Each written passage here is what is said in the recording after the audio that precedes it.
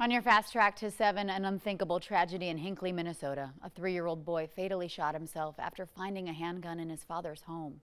Dispatchers received a 911 call Tuesday night from a man screaming for help, saying his son had shot himself. Court documents say the boy's father and his roommate were in the basement, and the boy was upstairs by himself when they heard a gunshot.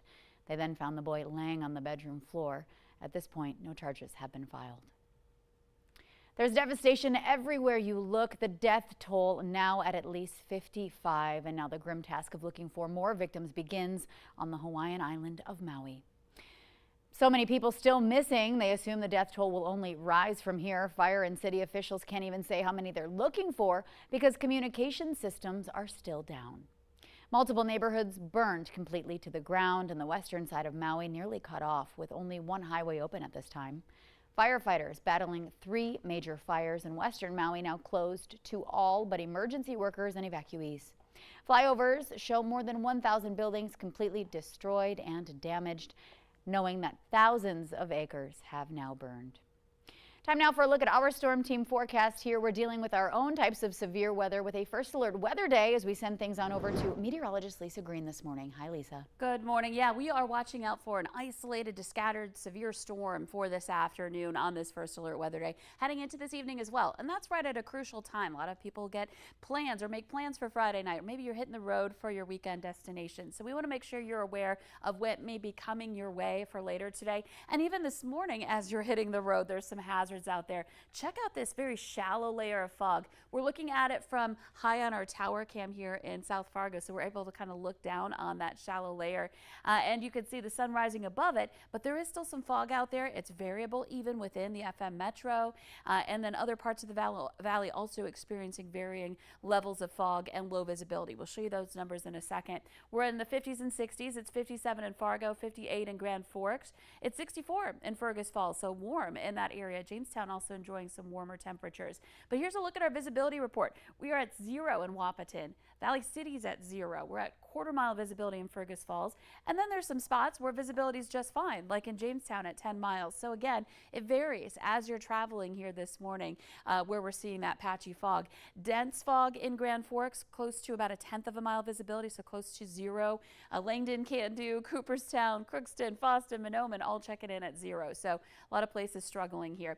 Now that the sun is up, that should help over time clear away that fog as our temperatures rise. Now we are seeing mainly quiet conditions right now. I'm watching this little thunderstorm right over Lake Sakakawea, north of Bismarck. That's moving eastward. We'll see if that holds together. The better bet for rain and thunder will be coming our way for this afternoon and into this evening.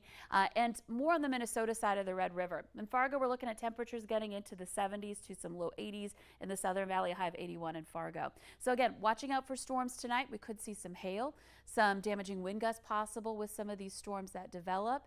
And then Saturday quieting down for a bit before more rain moves in Saturday night. And for much of the day on Sunday, we're looking at kind of a gloomy day on Sunday with some good rain coming our way. Great for drought conditions. Timing not so great for the weekend though. Next week, more sunshine, more areas of conditions that are going to be pretty pleasant, and more summer-like weather coming our way too, into the 80s next week. Yeah, shaping up to be a busy weekend weather-wise, that's for sure.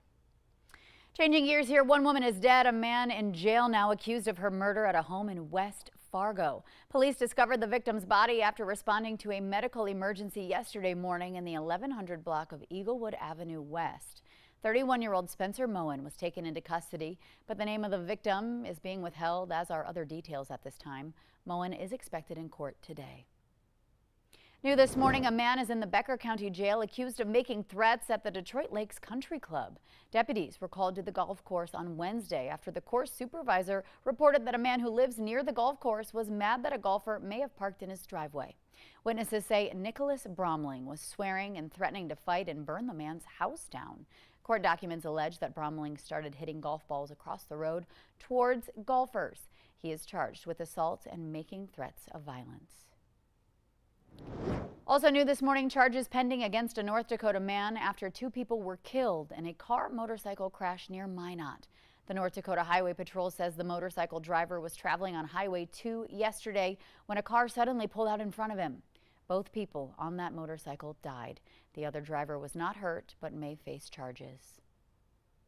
A federal grand jury has indicted a 23-year-old Warwick man on sex abuse charges. Jordan Smith is charged with aggravated sexual abuse by force and sexual abuse of incapacitated victims. He's accused of sexually abusing 2 young girls on the Spirit Lake Reservation. A local business owner now responding after our story into alleged animal abuse. That video circulating on social media shows a man holding a cat by its tail and spraying it with water. The man who took the video reached out to us here at Valley News Live after the story aired and admitted to taking the video more than a year ago. He says he regrets it and that his cats are healthy and well taken care of. Animal Control also visited his home to check on the cats after the story aired. A man will spend 17 years behind bars after arranging narcotic shipments from the Grand Forks County Jail for over a year. Police say while 57-year-old Timothy Eason was in custody, he was having others ship meth and fentanyl from Arizona to distributors in Fargo and Moorhead. A traffic alert for people using highways 9 and 34 in Barnesville this weekend. Starting today, there will be periodic stops and long delays near that intersection as crews start paving Highway 9. Stops may be as long as 15 minutes. Prepare yourselves for that. Work is expected to take 2 days. Get ready to eat until your heart's desire. The Fargo Food Truck Festival is back for its 10th anniversary, and nearly 24 vendors will be serving up some fun eats. That's where we find the Valley Today's Nishay Taylor live on her final day, joining us here on the Valley today. She's at the Red River Valley Fairgrounds, taking in all of the excitement. Good morning to you, Nishay. Good morning, Ashlyn. That's right. We're at the Food Truck Festival, and you said it. It's the 10th anniversary. Joining me as the founder is Mike. Mike, congratulations on 10 years of doing this. But tell us about how you even came up with this idea. Well, it was an idea I had to use a venue in town here that I managed, and it was a one-day event and pretty small that turned into a 3-day event and kind of staged us to do events all over the state similar. So. Pretty exciting year. Okay, and what does it mean to have that continuous support, to see it grow year after year? Well, it means, it means this scene's evolving. It means that people are looking for different mobile options, and it's fun when you can get, 9-10 restaurants come to town that aren't in town all year. So. All right, well, we definitely got some mobile options. Let's walk on over here to Jay to kind of taste some things. Hi, Big Jay. Thank you so much for chefing up some stuff. Tell us what you got here. We got a brisket gyro right here, some brisket nachos, our famous bacon wrap meatloaf, and a brisket sandwich. Okay, well, what should I try first? Whatever you'd like. Okay. Well, I hear this bacon, you said bacon wrap meatloaf, Bacon wrap right? meatloaf, yep. I hear that's a big deal. This is probably the easiest to handle. Yeah. All right, Ashley, let's see how we can taste this and see how good this is, because this is bacon. I love some bacon, okay? Oh yeah, dig in. Okay, that's good. That's good. So what made you come up with these options? We were looking for something different for the fair when we did the meatloaf, and just came up with that, and ended up winning us the contest for the fair, and so we got to keep that on the menu now. So. Awesome, awesome. Well, quickly tell us how you're feeling about winning Best Overall at the Red River Valley Fair. We really enjoyed it. It was one of the first winnings of like a fair like that. So Awesome. It was awesome. So Awesome. Well, thank you so much, Big J. Yep. So I'm going to keep tasting this, but we do have some news to share. It's kind of sad, but Ashley and I do want to share the news that I will be leaving Valley News Live. Today is my last day. Tear.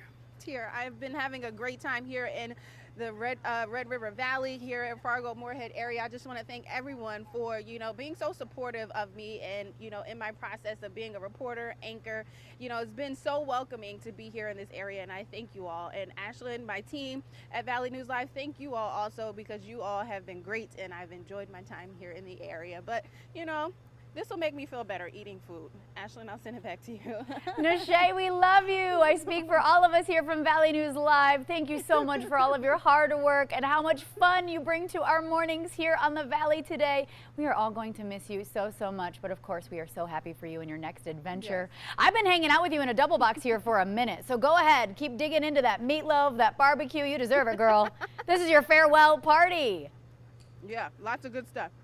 Okay, well, I do want to also mention. Oh, I'll definitely have a party. Yeah, well, I was going to say it continues for you and I specifically. Nashay and I will both be hosting North Dakota today at 9 a.m., so be sure to tune in with us as we look into Nashay's next adventure and to look back at her career here on the Valley today. So thank you so much for a live look this morning, Nashay.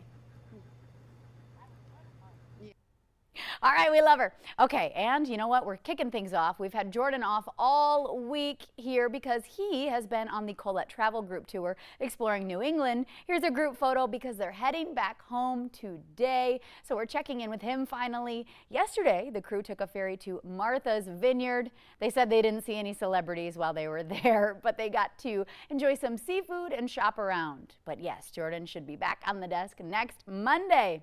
Thank you all so much for joining us here on the Valley today. Take care.